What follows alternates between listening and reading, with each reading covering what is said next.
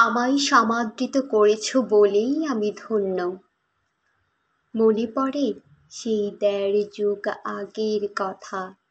সিলেট শহীদ মিনারে বয়েজ ক্লাবের জমজমাট সাহিত্য আড্ডার কথা।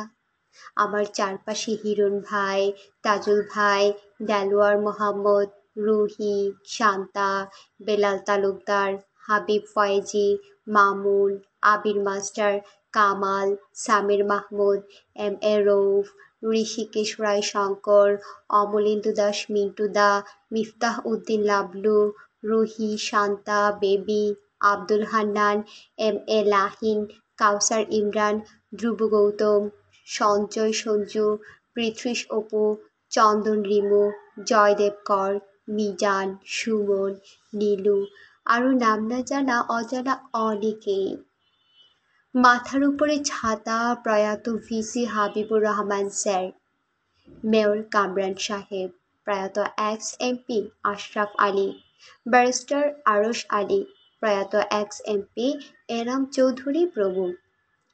আমার জন্য চকলেট নিয়ে আসতে ভাইয়ের মর্যাদায় টিস্যু পেপারে মুখের ঘাম মুছে দিতে হে বোন শাহেদা রশিদ পপি, এতে আমি ধন্য হতাম।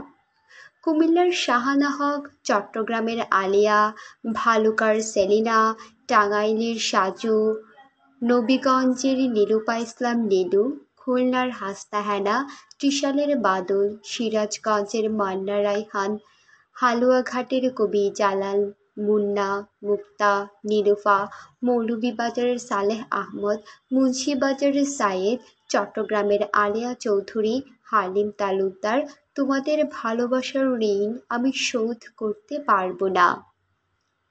পীরের মতো এই কবিকে যে সম্মান করেছ, আমি হয়েছি ধন্য, ধন্য, ওগো ধন্য।